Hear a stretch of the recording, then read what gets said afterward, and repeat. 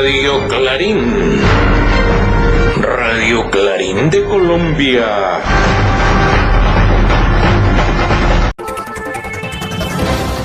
Buen día, apreciada audiencia. De nuevo con el noticiero Radio Clarín de Colombia. De hoy, abril 24 del año 2022.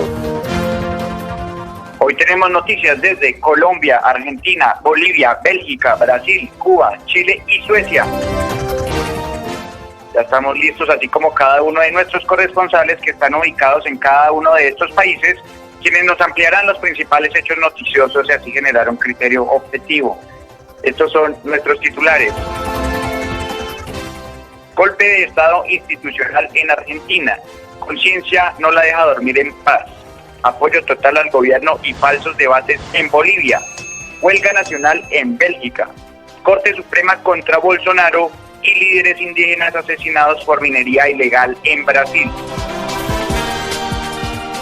Hasta el 28 de mayo, partidos políticos podrán nombrar sus testigos electorales. Tumbos en gabinete y falacia. Decir que perdón social es una patente de corso en Colombia. Gobierno de Boric espera en Chile cada vez más distante de su pueblo. 61 años de la agresión militar de Estados Unidos contra Cuba y violencia aislada en Bélgica visibilizaron a políticos antiislámicos. Desarrollamos de esta manera los principales hechos noticiosos, iniciando en Colombia. Estos son los importantes acontecimientos. Desde el 28 de abril hasta el 27 de mayo, las campañas políticas podrán postular a los testigos electorales y en lo que respecta a los jurados de votación, el periodo de postulación por parte de las agrupaciones políticas inició el pasado 8 de marzo y finaliza el 28 de abril.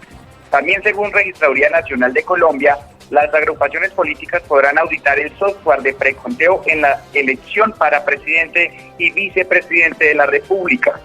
Dentro del plan estratégico para la elección de presidente y vicepresidente de la República, la Registraduría Nacional del Estado Civil acordó con las campañas políticas una serie de medidas que buscan garantizar los comicios el próximo 29 de mayo del 2022. Respecto a la inscripción de testigos electorales, se amplió a un mes el plazo para que las agrupaciones políticas postulen a sus adeptos que estarán en mesa. El acuerdo del Comité Técnico para la conformación de jurados de votación y testigos electorales indica que el 28 de abril al 27 de mayo las campañas políticas podrán postular a los testigos electorales, mientras en lo pertinente a jurados de votación, el periodo de postulación por parte de las agrupaciones políticas inició el 8 de marzo y finaliza el 28 de abril. En esta elección, al cierre de la jornada electoral, se realizará un doble reporte de resultados en los formularios E14 que bastante dolores de cabeza nos dieron en las anteriores elecciones del 13 de marzo. Es decir, una vez los transmisores hayan terminado el dictado completo de una mesa, deben de verificar en su totalidad dicha acta. Recordemos que hubo una diferencia superior al 7% entre el preconteo y los escrutinios, y entonces lo que buscan tanto las organizaciones políticas para que el registrador nacional desarrolle este tipo de doble conteo es para evitar ese tipo de vacíos de información y posibles deterioros o manipulaciones en los resultados electorales. Antes de las elecciones, la Registraduría Nacional realizará los simulacros de los procesos de procesamiento de datos electorales, conocido como preconteo, escrutinios auxiliares o zonales, municipales, distritales y departamentales, digitalización del formulario E14, así como la prueba de funcionalidad en consulados y escrutinios en las siguientes fechas. Prueba de funcionalidad en consulados, 5 y 6 de mayo del 2022. Simulacro de preconteo, 14 de mayo del 2022. Simulacro de digitalización del formulario E14, 18 de mayo del 2022. Simulacros de escrutinio, 20 y 21 de mayo de 2022. Asimismo, el registrador nacional reiteró que todos los partidos políticos podrán tener auditores en todos los softwares, tanto en los jurados de votación como en el de preconteo y escrutinio, con el fin de visualizar en tiempo real el avance del procesamiento de datos electorales. Finalmente, las agrupaciones políticas podrán descargar las actas del formulario E14 de Claveros y archivos conocidos como MMV de los resultados de escrutinios y acceder a los archivos mesa a mesa con la votación de preconteo y boletines informativos. Así es, precisamente, porque este señor Alexander como que se niega a hacerse a un costado tal cual se lo está exigiendo, no solamente de la oposición, sino es que también los colegas de bancada de él, carajo, porque esto está muy diciente que desde el 13 de marzo aún no se sepan los resultados con acierto. Y continuamos con mi querida Colombia, querida apreciada audiencia en Colombia y el mundo. Oiga, esto está como para replay. Oiga, porque es que las está perdiendo toda Colombia. Ahí tenemos el fallo de la Corte Internacional también, dando a ganar a Nicaragua. Y Colombia critica que es que en Nicaragua hay un gobierno borracho. Oiga, pero ese borracho, degenerado entre comillas, que dice Colombia se las gana toda Colombia. Al cuerdo, al sabiondo. Y además de eso agreguémosle las sentencias que salen contra sus ministros, por ejemplo. Aunque la sentencia esta que vamos a mencionar está muy fresquita y haya sido fechada no tan pronto, pero sí fue la semana que culmina, y que es en primera instancia el expediente número 25002341002021 raya 00589 raya 00, medio de control, nulidad electoral y los grandes medios de la desinformación no alaracaron como si hubiera sido en contra de alguien de nosotros. Esta doctrina, porque así la denominaré en adelante, marca un elevado, por no decir un hito en la historia, precedente en Colombia, sopesado con la cantidad de críticas contra el ciudadano, para no decir porque si fuera de los nuestros estarían diciendo el sujeto, ¿no? Diego Andrés Molano Aponte, como ministro de la defensa, querida audiencia, más el debate en procura de la moción de censura contra el mismo, que se le avecina por parte de congresistas ya hartos, aburridos de sus actitudes que rayan con lo criminal. Por ejemplo, y no vamos a hacer, no es suspicacia, actitudes tan perversas como aquel ingrato mes de marzo del año 2021, cuando ordenó bombardear un campamento posiblemente de guerrilleros, donde si la inteligencia entre comillas estatal funciona como dicen, sabían de antemano de la presencia de 4 menores de edad como mínimo en él.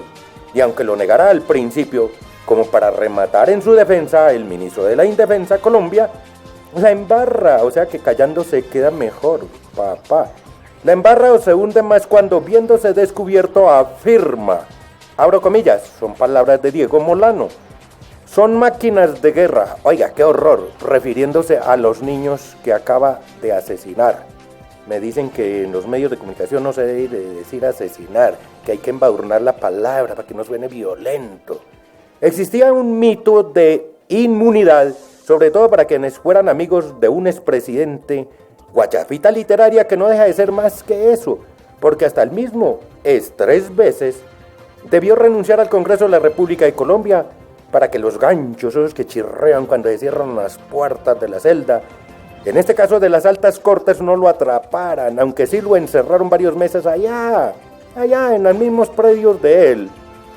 Y de ahí en adelante, como un castillo de naipes, siguen cayendo. Es que ustedes creo que alcanzan a escuchar cómo están cayendo esos naipes, esos dominós en la mesa de mármol.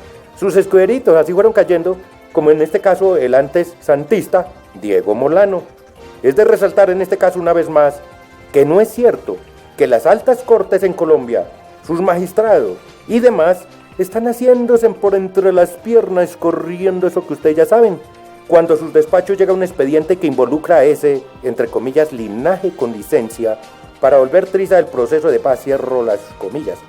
Es de resaltar la contundencia con que actúa, y se refiere el magistrado ponente Felipe Alirio Solarte Maya, cuando acatando la demanda de nulidad electoral que en contra del ciudadano Molano Mindefensa instauraron un significativo grupo de personas, y eso, apenas por el hecho de incumplimiento por parte del presidente de la República a la ley de cuotas y los artículos 13, 40, 43 y 93 de la Constitución Política, al no garantizar con sus nombramientos que al menos un 30% los ministerios estuvieran dirigidos por mujeres, pues solo el 27.7% de la composición del gabinete ministerial era ocupado por mujeres, entre otras. De esta manera, pues es un claro ejemplo adicional del incumplimiento de las leyes por parte del Ejecutivo. Muchas gracias por esa información. Continuamos ahora con hechos noticiosos desde Argentina. Corte Suprema de Justicia en ese país produce golpe de Estado institucional al servicio de los poderes fácticos. Esa información nos la amplía nuestro corresponsal desde Argentina, Alberto Más. Lo escuchamos, Alberto. Buenos días, audiencia. La Corte Suprema de Justicia en la Argentina ha producido un virtual golpe de Estado institucional al servicio de los poderes fácticos nacionales y extranjeros al derogar la ley que regula la conformación del Consejo de la Magistratura, órgano que administra la justicia y nombra a los jueces. Además, la Corte legisló de facto, restaurando una ley derogada hace años por el Congreso, poniendo al presidente del máximo Tribunal de Justicia del país también como presidente del máximo órgano político judicial, el ya nombrado Consejo de la Magistratura. Será juez y parte en toda resolución. Con estas modificaciones, la derecha política macrista se podría hacer del control de los jueces y de la justicia, aún más de lo que fabricaron en los 4 años de gobierno. Importantes temas se van a tratar en el Congreso estos próximos días. ¿Qué pasará si no le gusta a la Corte y a la derecha lo que se resuelva? ¿Lo van a declarar inconstitucional? Bueno, se estarán votando leyes definitorias del bienestar de todos. Leyes que son la ley de repatriación de las divisas que fueron fugadas con lo que se pagaría la fraudulenta deuda contraída por el gobierno mafioso de Macri. Y están tratando también la ley que pone un impuesto a la riqueza inesperada, la que han obtenido los megamillonarios por los aumentos de precios producidos por la guerra de Rusia a Ucrania y la especulación. Y en esto hay un interés de la Embajada de Estados Unidos. Estas leyes no le gustan para nada. Argentina, para algunos, debe seguir siendo un país rico con un pueblo pobre, muy pobre. De ahí la importancia que tiene este accionar anticonstitucional de la achicada Corte Suprema de Justicia, que ha quedado conformada solo por 4 supremos, de dudosa imparcialidad y decencia. Había que designarla como la Corte Suprema de la Corrupción. Desde Argentina para Radio Clarín de Colombia, habló Alberto Más. Oiga, está bueno, Alberto, la Corte, en lugar de denominársele la Corte Suprema de Justicia, mi querida Argentina, ya vecina República Hermana Argentina, dice a nuestro corresponsal Alberto, debiera denominársele la Alta Corte de la Corrupción. Gracias, Alberto. Y nos vamos ahí cerquitica. La golpista y autoproclamada, ya saben quién, no quiero desgastarme nombrándola, pidió visibilizar y viabilizar juicio de responsabilidades en su contra. Oiga, pues ella ya está pidiendo que la condenen, que la investiguen. Esto le ha dicho a los asambleístas de oposición. ¿Qué estará tramando la carajita esta? ¿O será que la conciencia no la deja dormir en paz? Hombre, pues más bien que nos lo diga nuestro corresponsal en Bolivia, Fernando Gonzaga. Adelante, Fernando. Buenos días, audiencia. Empezamos con las noticias en Bolivia. Carolina, hija de Áñez, dijo que tiene la esperanza puesta en un juicio justo en contra de su madre después de que ella misma solicitara a la oposición, con representación en la Asamblea Legislativa, viabilizar los juicios de responsabilidades.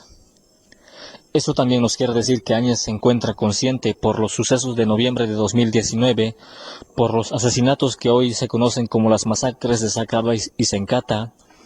En un Estado de Derecho, los criminales, los asesinos gozan de juicios imparciales. Dicho sea de otro modo, en la oposición aseveraban que en Bolivia se vivía en una dictadura, cuando en los hechos se vive en una plena democracia desde la recuperación de la misma. Con la derecha existe una gran diferencia entre la democracia y el Estado de Derecho y la democracia que ellos pregonan. La mañana del pasado miércoles, Áñez envió una carta a los jefes de las bancadas de oposición Carlos Mesa y Luis Fernando Camacho para pedirles que a través de sus asambleístas en el legislativo viabilicen los juicios de responsabilidades que pesan en su contra por los graves sucesos en el país. Áñez está recluida con detención preventiva desde marzo de 2021 por el caso golpe de Estado y tiene 4 proposiciones acusatorias en su contra para ser juzgada mediante juicio de responsabilidades, entre ellas una por las masacres de Sacaba y Sencata en noviembre de 2019. Desde Bolivia para Radio Clarín de Colombia les habló Fernando Gonzaga. Gracias, Fernando. Continuamos con hechos noticiosos ahora desde Bélgica. Huelga nacional en ese país este 22 de abril fue por pérdida del poder adquisitivo en el salario real. Las manifestaciones fueron convocadas por las 3 principales centrales obreras. De allí la importancia de la constitución y consolidación de las organizaciones sindicales con el propósito de que velen efectivamente por todas las garantías de todas las personas, en especial de todos los trabajadores. Así nos lo hace saber nuestro corresponsal que se ubica en Bélgica, Hugo René Orejuela. Lo escuchamos, Hugo. Buenos días, audiencia. Este 22 de abril, miles de manifestantes inundaron las calles de las principales ciudades y centros económicos nevrálgicos de Bélgica, convocados por el Frente Nacional Sindical, que agrupa las 3 principales centrales sindicales del país, reivindicando los ajustes salariales debido a la pérdida del poder de compra, resultado del lastre de la inflación económica. El transporte público, interregional y local se redujo en un 70% en todo el país, provocando fuertes perturbaciones en el ámbito laboral y económico a nivel nacional. Desde enero de 2022, la inflación ha aumentado en un 8,31% a causa de la pandemia y la subida derivada a la guerra entre Ucrania y Rusia en los últimos meses. A pesar de que en Bélgica, según los acuerdos laborales, el aumento del salario es automático de acuerdo a la inflación económica, este encuentra un obstáculo en la ley salarial de 1996, aún vigente, que impide que los salarios sean aumentados más allá del 0,4%, lo que dificulta tener un aumento automático real a nivel de la inflación y dejando el aumento real salarial prácticamente estancado. Desde el año pasado, las centrales obreras de Bélgica sostienen un pulso con el gobierno exigiendo se modifique la ley salarial de 1996 para encontrar un equilibrio sobre la pérdida en el poder adquisitivo que se ve profundizado por la guerra en el este europeo. Para Radio Clarín de Colombia, Hugo René Orejuela desde Bruselas, Bélgica. Gracias, Hugo René. Regresamos para el continente americano. La Suprema Corte de Brasil, en este caso contrario en Argentina, ahora es la Corte Suprema contra Bolsonaro. Claro, presidente de la República, así nos lo hace saber nuestro corresponsal Bruno Lima Rocha. Adelante, Bruno. Hola, audiencia. Seguimos desde el país tropical con los desmanes del presidente Jair Bolsonaro. La Suprema Corte ha condenado, son 11 jueces, entre hombres y mujeres, por 10 votos a 11, al actual, anda a saber qué estado tiene legal, diputado nacional Daniel Silveira, un ex policía militar de Río, que hizo por internet una campaña para clausurar la Suprema Corte y volver con la dictadura, con las normas de tortura y estado de excepción. Este tipo fue condenado por la Suprema Corte a 8 años y algunos meses de prisión y también a la pérdida de su mandato como diputado nacional. ¿Qué hizo Bolsonaro? Utilizó de sus potestades como presidente y firmó un indulto a ese tipo, que es un fascista, que tiene la posibilidad de, a través de la argumentación de que tengo la libertad de expresión, de defender mi libertad en contra de los demás. Es una cosa de loco. Quiere ser libre para pregonar la tortura y la dictadura. Bien, estamos en este imbroglio político ahora y jurídico ahora también en Brasil. Para el Clarín de Colombia, Bruno Lima Rocha. Gracias, Bruno. Ampliamos hechos informativos ahora desde Colombia, específicamente desde Calarcá.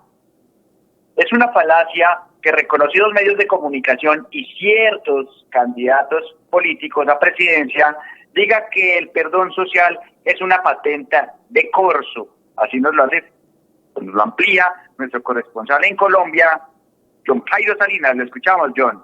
Es una falacia que reconocidos medios de comunicación y candidatos a la presidencia digan que el perdón social es una patente de corso para indultar políticos traquetos, mafiosos y corruptos.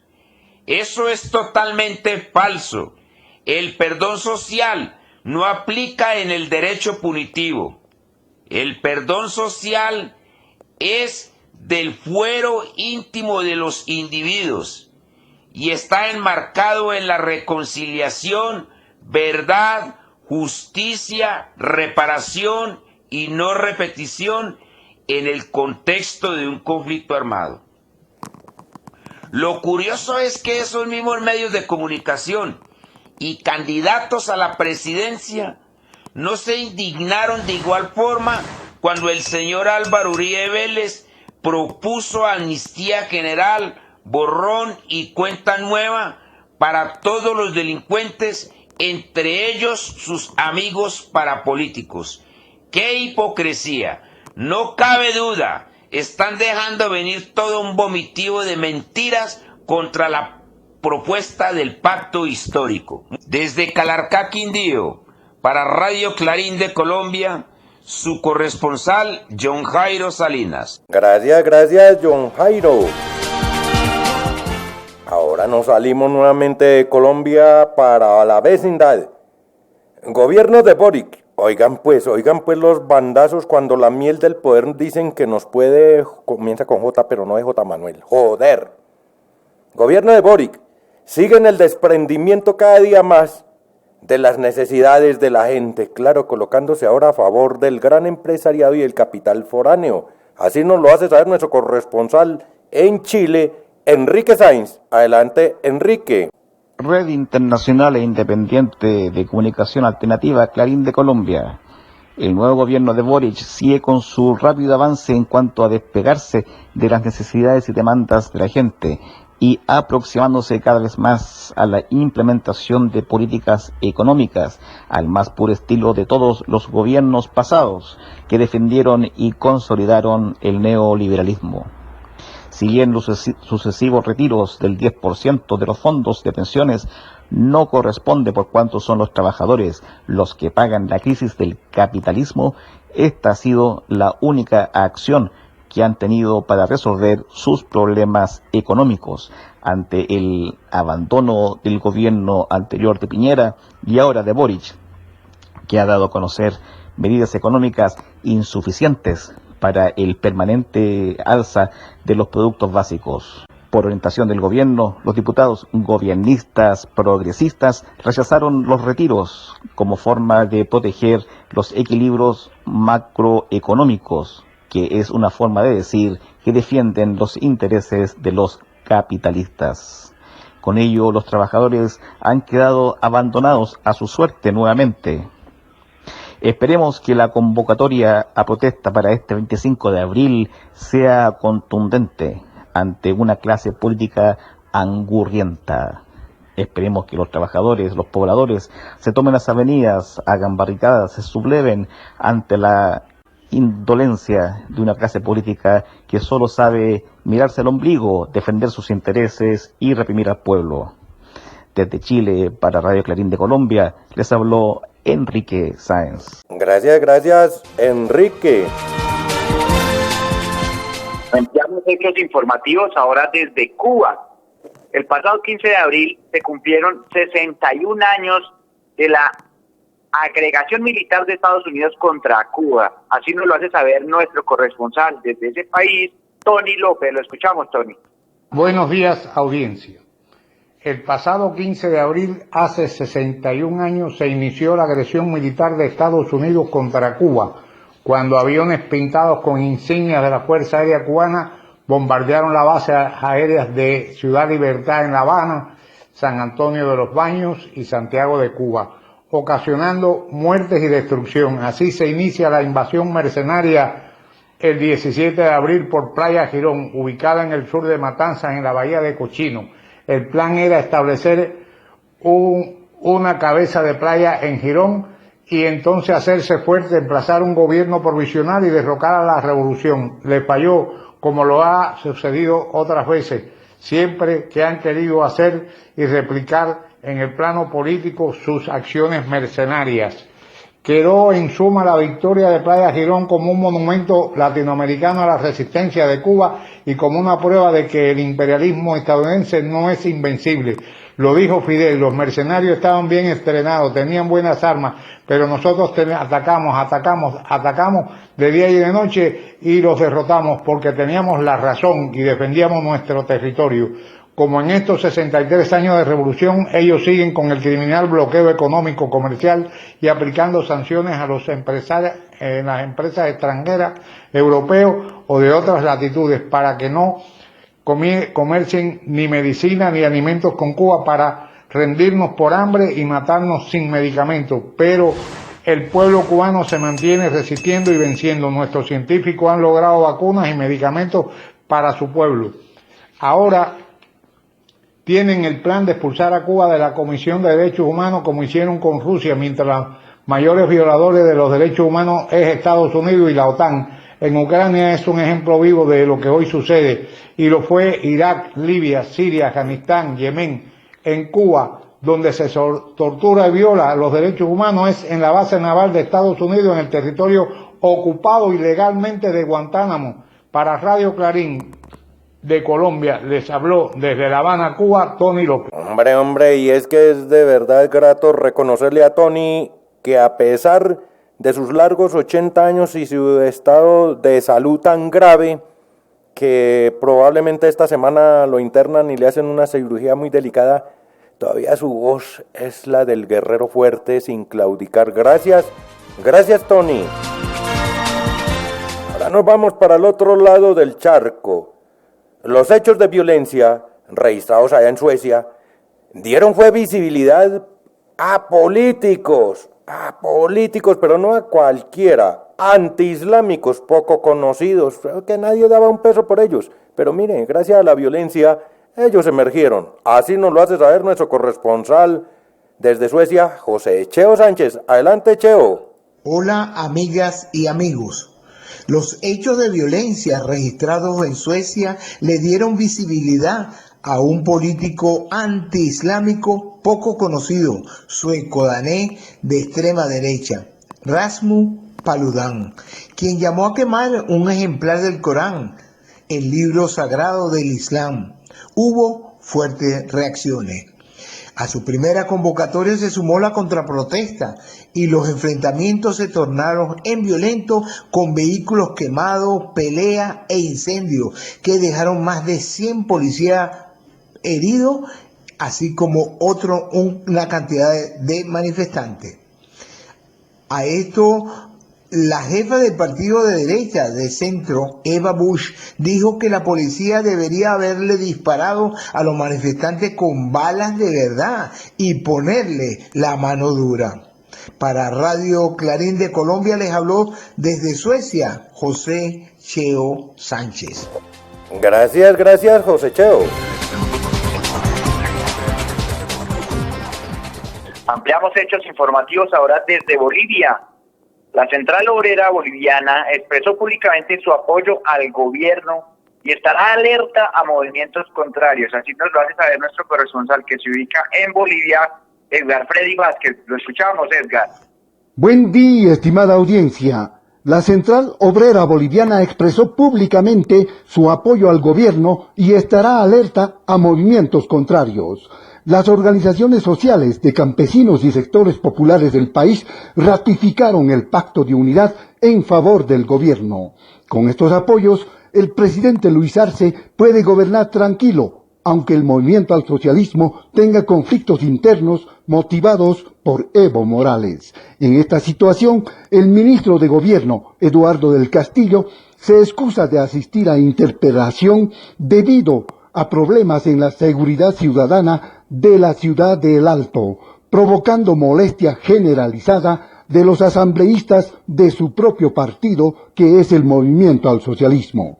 Y Marco Antonio Aramayo, exdirector del Fondo Indígena, que estaba 7 años preso por denunciar el desfalco del Fondo Indígena, ha muerto, quedando impunes una cúpula de exautoridades y dirigentes del Movimiento al Socialismo que desfalcaron el Fondo Indígena, con la aprobación de la que fue ministra de Desarrollo Rural Nemesia Achacoyo durante la presidencia de Evo Morales. Ya sabemos que con proceso de cambio y constitución plurinacional pueden seguir robando al Estado muchos de los que son elegidos como autoridades o son dirigentes oficialistas. Sean blancoides o indígenas, no hay diferencia. La situación de corrupción generalizada será normal mientras se gobierne a los pueblos sin superar el sistema neoliberal capitalista que se sostiene con la democracia de la sociedad clasista.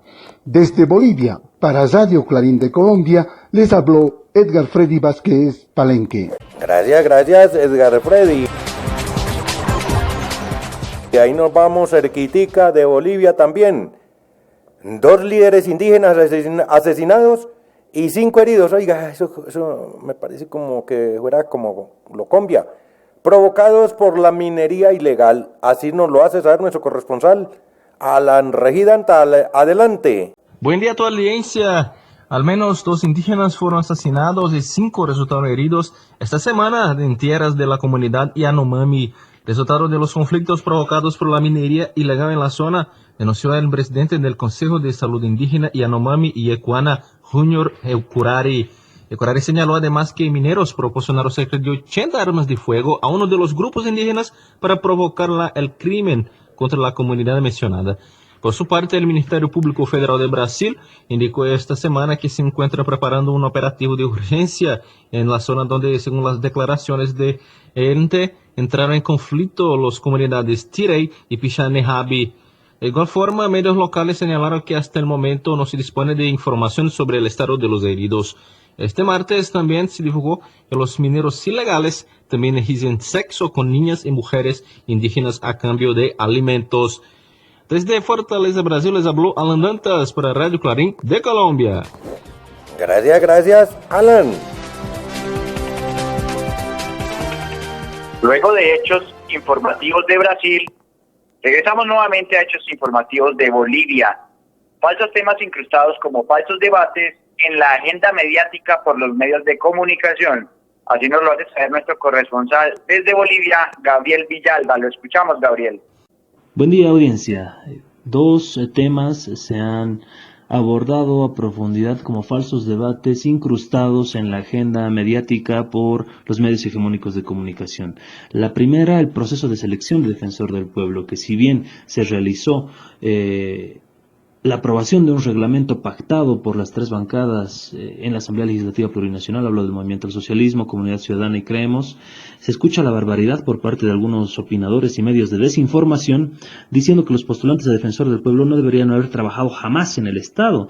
Ante ello los requisitos son claros. Se prevé no haber sido servidor público designado, esto es no haber sido ministro, viceministro, embajador, secretario departamental o secretario municipal. Salvo esas excepciones, puede ser defensor del pueblo o cualquier otro servidor público, ya que todo profesional puede prestar sus servicios, tanto en el sector público como privado. ¿O dónde querían estos opinadores y medios de desinformación que trabaje la gente? ¿En Marte?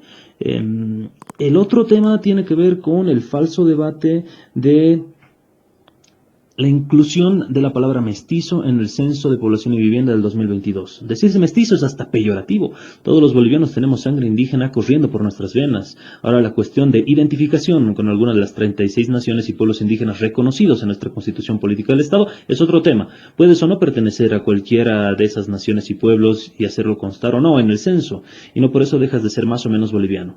¿O acaso existe alguna nación o pueblo mestizo en la Constitución Política del Estado? Solo existe la categoría mestizo como negación parcial de nuestra indianidad boliviana.